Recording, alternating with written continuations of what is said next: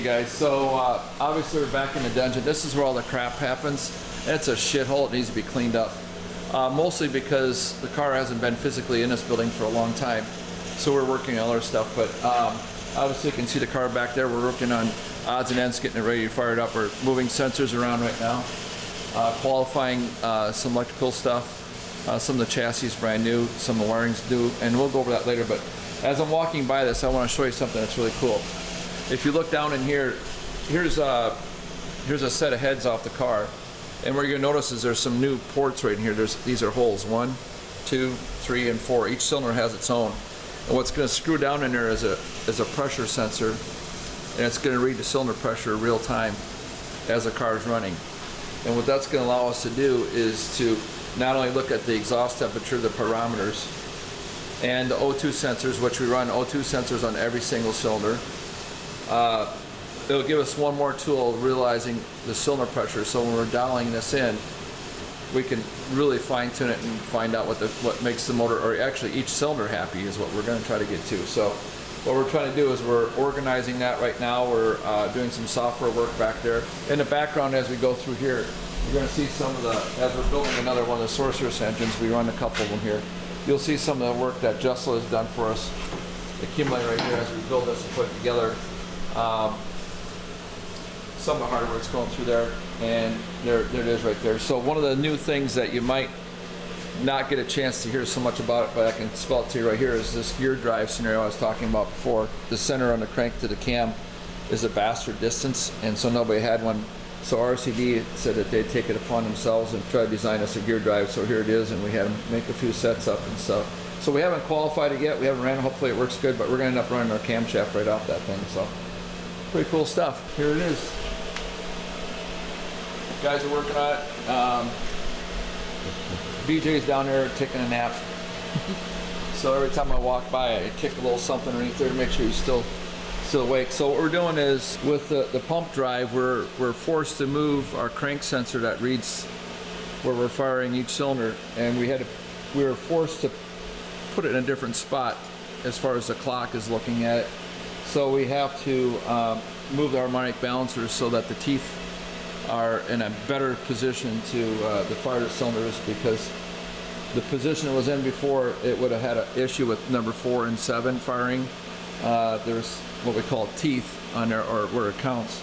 There was some teeth that were bastardized in there where there wasn't any teeth, so they would have a problem with firing in there. So we're going to clock the harmonic balancer shell and give it a little bit better tone for all that. But ultimately, you're going to see through here real quickly. The biggest thing that's going to stand out to you guys is the wing. The wing has grown on this car. We had an aerodynamic expert come in here, Paul Glasser was his name, spent some time with the car. And this is going back 2 years ago already. And he looked and he measured the car, and he told us that's where the wing, or the spoiler, some people call it, has to be located back in the car. So it gives it a different appearance, but evidently that's where the best air is going to be for this thing to give us the best downforce. So globally speaking, that's the big change that you're going to see there. As you go down through this car here, we're going to go right on the other side, but if you look underneath here, we had some rear end work done. The differential is the same, but the chromoly work, the suspension work, is been redone by Larry Larson, and we've been living with some heartburn back there, and we finally took the time to stop and say, hey, let's get it corrected, and hopefully Larry did just that for us. Shane, I don't know how you spell his last name, but he goes with Shane T. Either, that's why I go by T. That's a T, yeah, Mr. T. So he's over there on the keyboard playing Candy Crush. Is that Candy Crush you got in that fucker? Oh, he's playing Solitaire. Yeah, Solitaire, that's what it is. Yeah. So some of the things in here that he's doing actually is we're going to run maybe 2 different types of transmissions in this. We used to run a quick drive, which is it's a hydraulic pump that runs essentially your torque converter, so you can have a torque converter in front of your Lenkos, what we had before. And we always liked the Lenko idea, and we still do, because the whole spoof of the Hurst Olds back in the 80s, when Hurst was on board, was the Lightning shifters, which was a play off of a Lenko shifter. So when this car was factory built, they had those great big lightning rods in there, and so we always liked the idea of having the Lenko lightning rods in there as well. And as time has evolved and the car's gotten faster, it's not safe to drive it one-handed and shift with one hand. So Shane built it so that the car can shift itself. So fast forward now, things are so complicated on the race setup that it's getting harder for us to drive it on the street. So what we thought we'd do is let's take a look and try out, since Mark Mickey does the torque converters for us, Mark Mickey produces a 400 turbo transmission. I'm going to call it more streetable because there's less going on with it than the quick drive would be. The quick drive still has its purpose. It's probably a device that you can service at the racetrack more than a 400 turbo. We know that for sure. But we're going to try the 400 turbo out because maybe we can still race it and be successful, like Mark Mickey is, by the way, and drive it on the street, because it's going to be a lot more streetable, which is what our plan is going to be. Is when we pick a city, go there, we want to drive around the city or drive it to the city, race it, and then perhaps drive it home, or vice versa. So the 400 turbo hopefully is going to be the missing recipe all along. So what Shane is doing is he's teaching the new wiring harness that's plugged in the 400 turbo what signals to do and what ports are what, and he's actually programming right now is what he's doing. Real quickly while I'm here, if you look in here, it's just a typical trunk. But what's missing in here in the middle is the fuel cell, and you can spin right around, and I'll show you what that is because it's out right now. It's simple. People are like, well, how can you street ride that? So here it is. It's self-contained, and it's built so we can just pull it right out of that cradle right there. It's got its own fuel pump. It's got its own sending unit, so we know what fuel level we're at. And this gives us additional 14 gallons of fuel capacity along with the 5 up in front. So when we have this, we put our gasoline in here, and then it's able to street out. If we want to take it out when we race it for weight purposes, whatever, it's really easy for it to come out, and that's the whole idea of this thing being race ready, if you will. Follow me. Here you're going to see that what's going to stare in front of you right now is that 400 turbo from Mark Mickey, and that's what we're doing right now. We have a new wiring harness in here, and we have to teach it what we're doing. You guys want to see something cool? Look at this clamp I found, and we're running short on them, and I don't know why we don't have like 500 of them, but I'm not going to put it in the car. We get the car back, and I'm not putting that in the car, so I'm going to turn it into something brand new. Don't try this at home, because this is exactly what's going to go flying across the room, and it actually might end up going to fly across the room.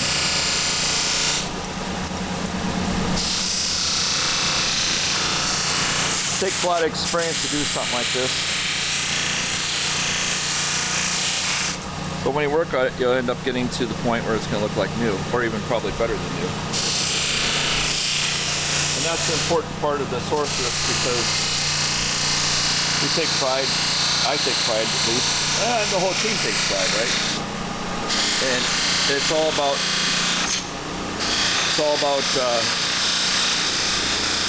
getting something that you want.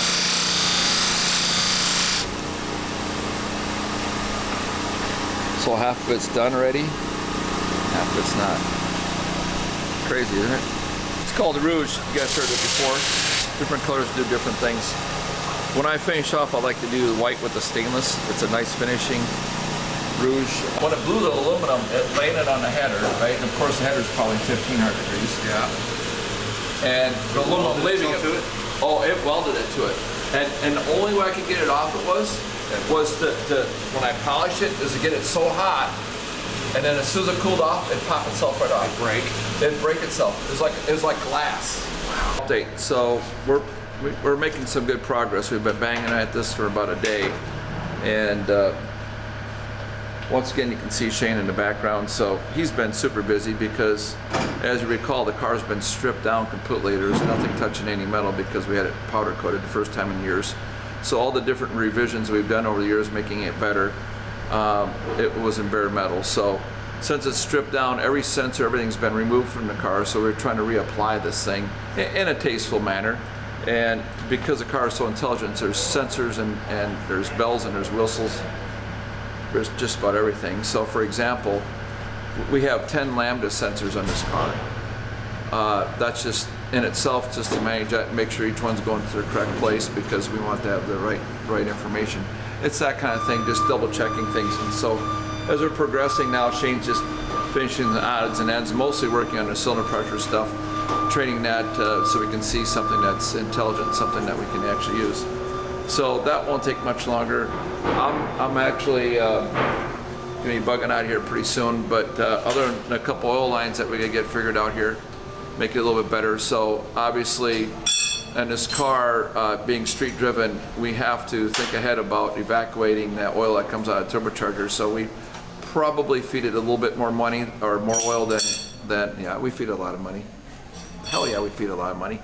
So we feed it money and we feed it a lot of oil because of being on the street and just the temperature stuff. It helps keeping things under control. So doing that, we've gone through renditions of just gravity feedback to the oil pan and grabbing it. It doesn't work over a long haul because sometimes you might be idling for so long, or vice versa, and it just, so we try to do electronic.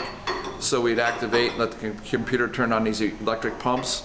Well, they're so heavy and noisy and they draw so many amps.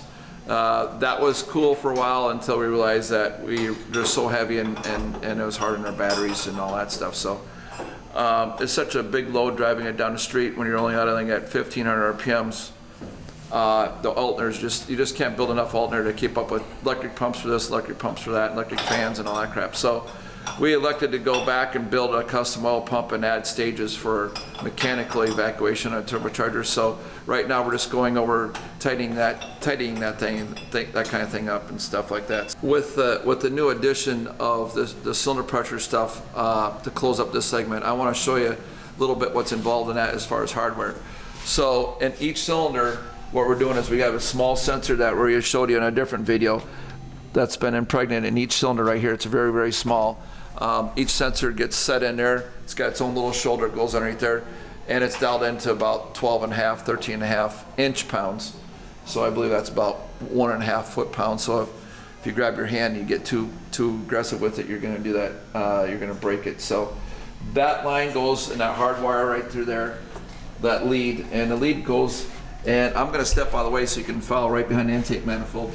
There's 3 amplifiers that rest up there. Each amplifier has the duty of 3 outputs, or inputs, excuse me, and then it ends up with 1 output. So the 3 outputs of that go to the jewelry box inside here, and you've already seen the jewelry box. Inside that we have a module or 2 modules there that contain all the information inside the box, and then it obviously gets translated into software, and then we can use it. And the cool part about this is that, once again, it's a tuning aid. We can actually, just by sitting in this room here, probably yet tonight, I won't be able to be here, but if you want to load the engine somehow against a torque converter or something like that, you can actually simulate a load like you're on a dynamometer of some sort and actually completely tune this engine probably to its full potential without even going anywhere else, as long as you're not in a hurry. So. And that's exactly what we're going to try to do, is we want to have it in the car so every time we go out it's another learning curve, and as long as we use it, we're not in a hurry, and listen to it and not try to outthink it, it's probably going to be a good tool for us. So for right now, we just want to take the time, get set up so we're actually seeing everything, and it's probably one of the more advanced race cars you're going to be driving down the racetrack. Certainly down the road in Dubuque, Iowa on Main Street, it'll be pretty advanced for that. And so we added a 3rd seat back here. We have a driver's seat, we have a passenger seat, we got a 3rd seat for Tecklenburg. He takes up the whole trunk, and he'll be a good asset to go along, just make sure all this shit works. So You said ass. Yes. I did. So all right, thanks everybody for watching and following, and we appreciate all your support. You guys are really some cool people around the world. Some of our biggest followers are from down under in Australia, and it's pretty cool to have you guys come along too. So it's pretty neat to have a family that's that big, and we all share the same common interests. We're just hot rodders and trying to make shit better, and it's kind of fun. So thank you. Well, so it's got a new crank trigger and an extra crank trigger for the Plex cylinder pressure logger. So I'm just cranking it around, first of all, because we put a new crank trigger on it for the Motec. It's got this dual bracket with the 2 sensors on it, and we reposition the crank sensor position compared to top dead center. So I first want to make sure that it reads, and then it synchronizes with both the cam and the crank so we know it'll start. And then I want to try to get the Plex system to see its crank signal and make sure that it's reading also.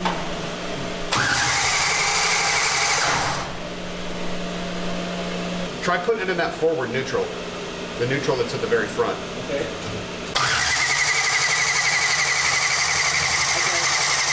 I think the orange line was close. We're good. It's lined up right with the mark. So that's pretty close. So, is there any reason you can think of why we can't run the engine?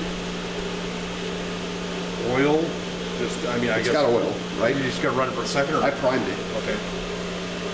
Yeah, I'm not gonna run Yes, it I for don't long. have, I didn't find that. I don't know of any reason, no. Leaking? No. I hear air. Oh, got this fuel coming up. Here we go.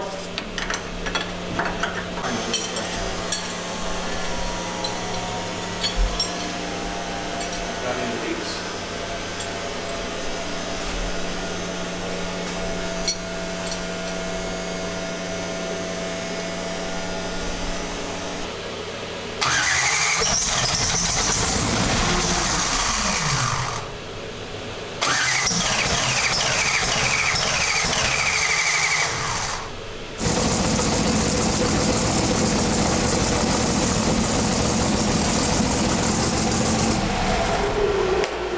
Not holding our mouth right the whole time, or what?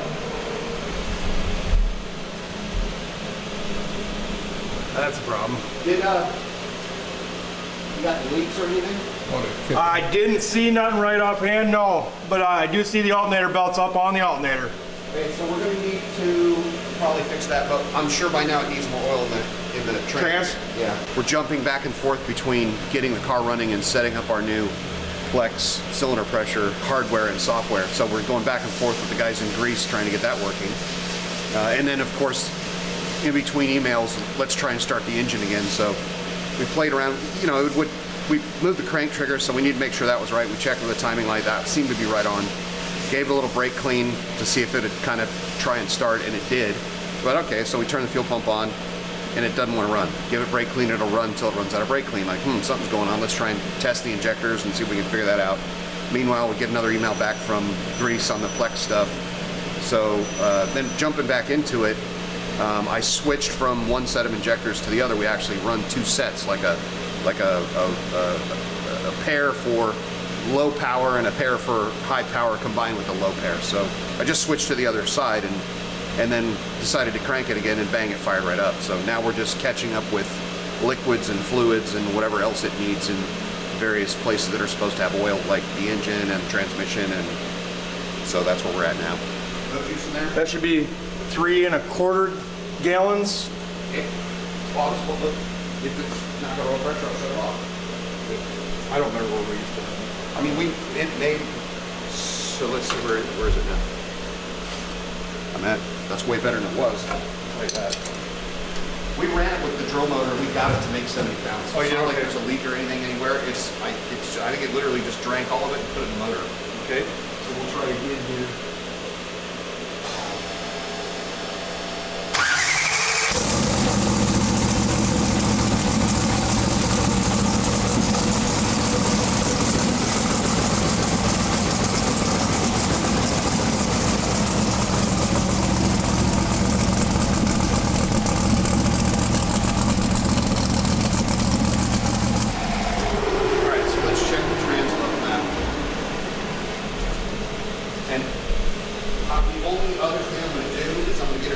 Then I'm going to switch to the other set of injectors and see if it stays running or dies. And then we'll stick water in it so that we can run it longer.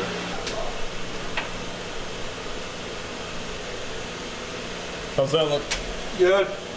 We're right on the money pretty much, Shane, right now where it sits at full. Okay, so I think it's enough that we don't have to worry about it until we get like water in the engine. We can run it longer, so get in gear and do all that shit. Ready when you are. Yeah, go ahead, just ignition on and then fire it up. Ignition once? Yep.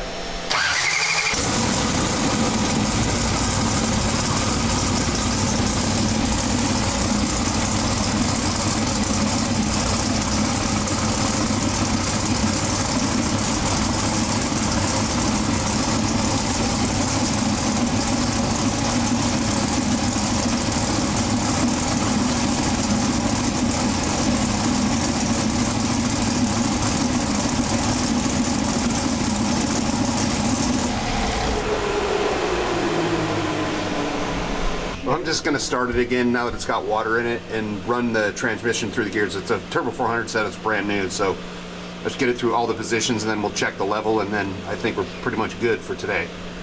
So here we go.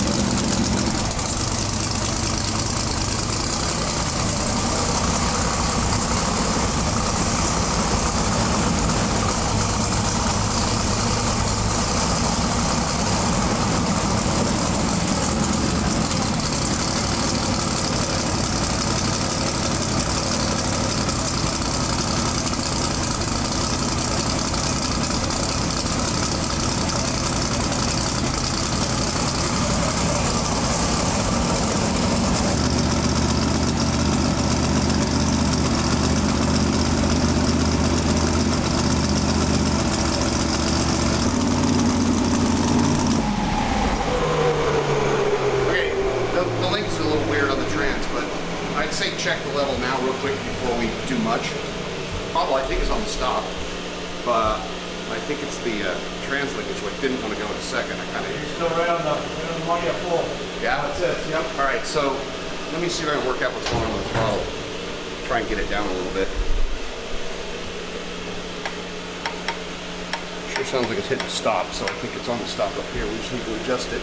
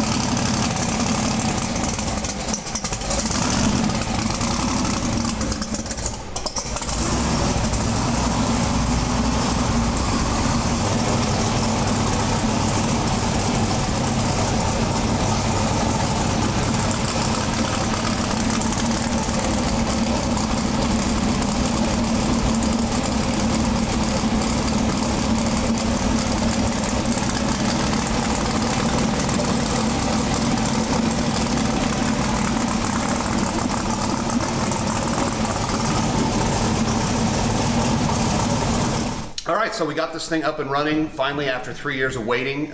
So the engine sounds awesome. We had a few little, niggling problems here or there. We obviously switched to the Turbo 400, and we had some issues like the shift linkage wasn't actually connected to the shaft, which we took forever to figure out why it wouldn't do what we wanted to do. And the cameraman figures out, hey, how come when it's in neutral, the tires are still trying to spin when you hit the brakes? Yeah, that shouldn't be that way. Yeah, so it turns out the arm just wasn't on the side of the transmission. No one ever tightened it up or whatever. So we fixed that, and then we went back through the wiring again to get the trans brake to work, which was a struggle, but we got all of that stuff out of the way. We've got a little list of things to try and work on for tomorrow, but once we get that out of the way, we're back to a functional running car. So then it's either dyno time or racetrack time, or I don't know what the plan is, but we fixed a few little things that we've got now on this list is getting smaller, and we'll be ready to rock soon enough. Yeah, so this morning I've just been working with combustion analysis software from Plex, trying to get that all set up and functional. So these are the pressure transducers. Each one has its own specific calibration. So I'm having to enter the calibration for the specific sensors so that we can get the pressure value that we get out of it correct. And then those are mapped out to which cylinder they're in. So we have to match the probe serial number with the cylinder number and then the calibration number. And so I'm working through that, and we're about to try and start it again and see what we get on the graph this time. We're getting closer to getting real data. It's just a little bit of a process. So mostly working through that. And we fixed a couple things on the car between last time we ran it and this morning. So yeah, we're just working through bugs, I guess you could say. One of the things you have to work out is exactly where top dead center is in the analysis software for the cylinder pressure stuff. The easy way to do that is disable an ignition coil so that one cylinder is just pumping and you see compression, but there's no spike or peak there from combustion actually happening. So earlier I started it up with the number one coil disconnected, and then you can log that pressure trace against crankshaft position to decide what the offset is compared to 0, and then fix that offset. And in the end, I needed to know in my mind why the number was what the number was. And of course, it turns out with the missing tooth gap on the crank trigger, it's looking at the position from the tooth after the gap to top dead center. So when I lined that up under the sensor, the number jives exactly with the crank angle offset it took in the software to make it go to 0. So that's a good thing.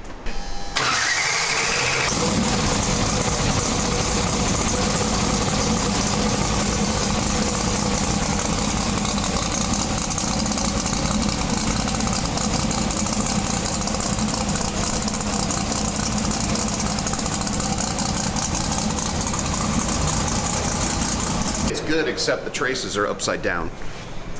See how they're all going down instead of up? So something in there needs to be flipped. We'll go flip the polarity around and see if we get a different result.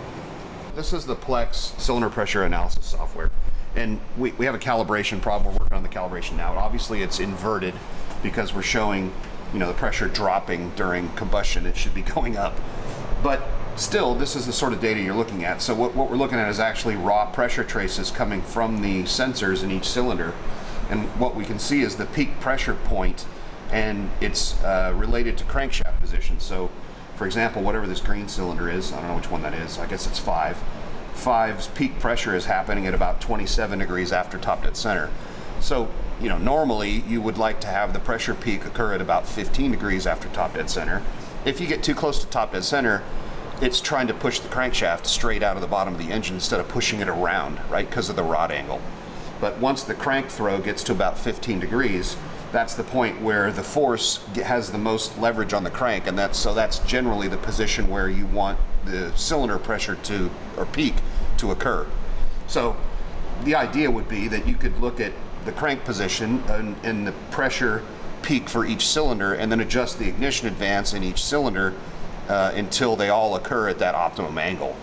The reality of it is that cycle to cycle, there's such a huge variation in the position, just because that's how engines function. They're not perfect on every cycle. It's more of an averaging thing that is the result of the intake and the exhaust and the cam and the overlap and all that stuff. But the point is that they're never perfect, so you're just kind of going for an average, right? Out of 100 tries, most of the time it hits at this angle, so we'll offset it to try to get them all the same. And anything will change. I mean, mostly ignition advance, right? Because that's the most direct thing that has an effect on how quick the combustion is going to happen or where. But, I mean, a lean mixture burns slower than a rich mixture. So, yeah, mixture, cylinder load, heat, I mean, every parameter that varies how the engine functions varies that position. And changes it. And it doesn't necessarily do it the same for every cylinder, and it doesn't necessarily do it the same for any given cylinder over the RPM band, right? So that's the idea with putting it in the car. When you run the engine on a dyno, you run it under a certain set of conditions, but in the end, we're running the car down the racetrack, and those are the conditions we care about.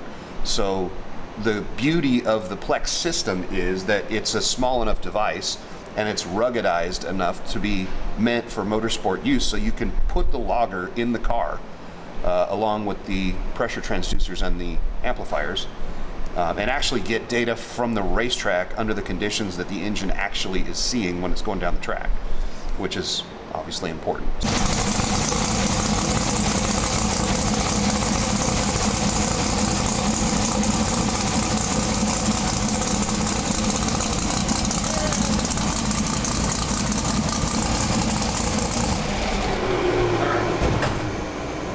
How much they jump around, right?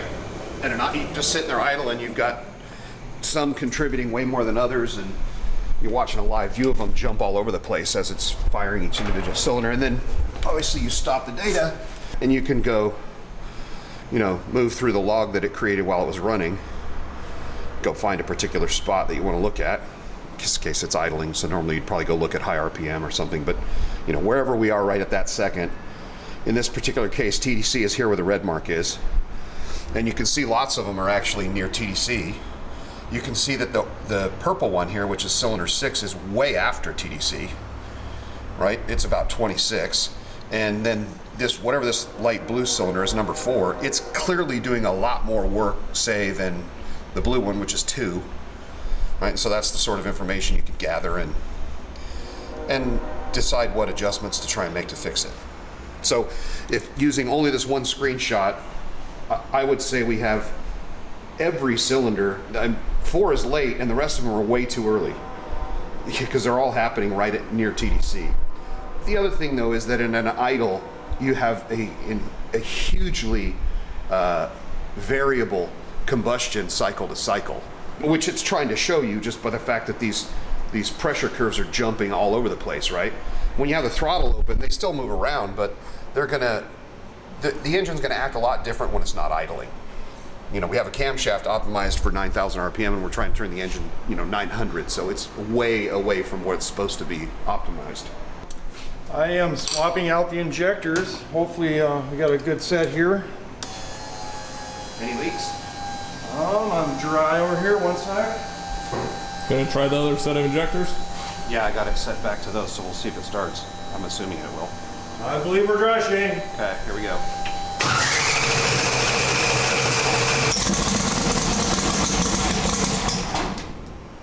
Okay, so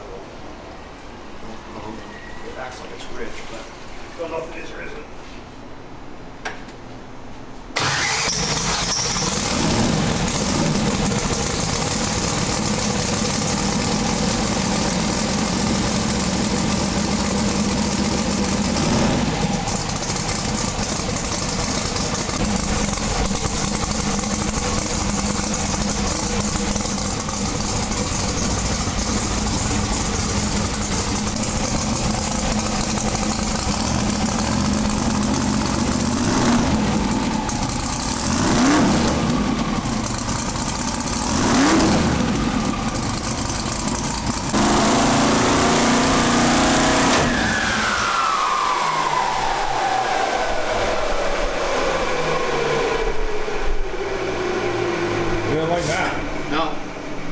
It's probably one of those injectors that's not right here.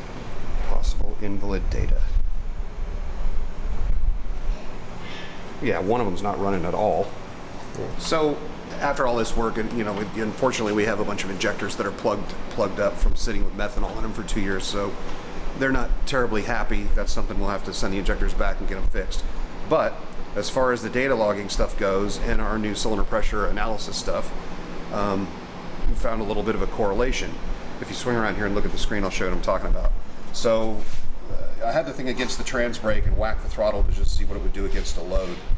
And that's engine RPM here that you see rising up to like 3,600. So down here we see the individual cylinder pressure graphs, and they're all laid over the top of each other to their respective top dead center, so that 0 is TDC for every individual cylinder. So what we'd be looking to do if we were trying to optimize this thing would be to try and get the pressure peak to happen at 15 degrees after top dead center, which is roughly there where I have the reticule line. So you can see by color, what we would want is the cylinder pressure peak to happen right there where the white line is. And if it happens too early, we would have to retard the ignition timing. And if it happens too late, we'd have to advance the ignition timing. So like this one's pretty far off. This is this light blue, which is cylinder 5. So cylinder 5 in this case is too early. You might say that this blue one down here, cylinder 2, is just about perfect. And you can see that every one of them is a little bit different, a little bit offset in time and also by peak cylinder pressure. You see this green one down here with the wiggle in it, the really low one. Well, that's cylinder number 3. And it doesn't look like it's running at all because the peak is happening right at TDC, so it's effectively in misfire.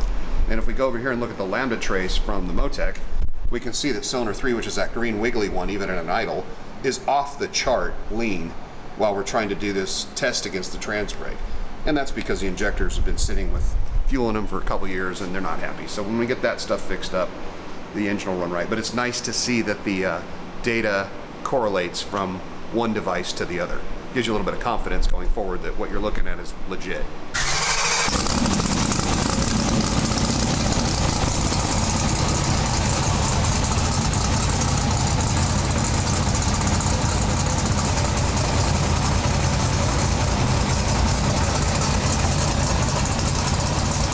So relatively successful couple days here, getting back to basics really with the car, putting everything back together and getting it running after it's been disassembled and discombobulated and readjusted and fixed. And is a very annoying sound. Anyway, yeah, so a few little things that we still need to work out, but mostly everything's back functional. We've got our new combustion analysis software installed, and it's, I would say, probably about 90% of where it ultimately needs to be, but it's already proved that it's useful for certain problems, so that's good. And we have a few things left to do, but other than that, we're very close to being able to go run the car on the dyno or the racetrack or whatever the next move is. So overall, really productive couple of days. Anytime you make this many changes or have something this complex, it's a good idea to spend some time when you're not under pressure, i.e. you're not trying to go to the dyno in 2 days, you're not trying to go to the racetrack in 2 days, and just make sure everything is working as it's supposed to work, so that you spend your time on either the racetrack or on the dyno learning the things you want to learn instead of fixing stupid shit that's wrong with it that you should have checked before you got there. So we've got all that out of the way, and the next thing is to go do something exciting, make noise on the dyno, make noise on the racetrack, whatever the case may be, but I think we're pretty much ready. All right, so it's pretty awesome. So by now, this is like a final segment. By now you've seen the car start, run, and all that stuff. You've seen what this room looks like, where we kind of keep the car and run it. What's the next thing? We're going to take it to a hub dyno, and I think we'll find one down in Missouri by the sounds of it. We're going to go down there and not be in a hurry, and just listen to what the motor is and see what we can learn about that. We work pretty closely with Hart's Turbo, so we're going to probably play with some turbochargers while we're down there if we have the time.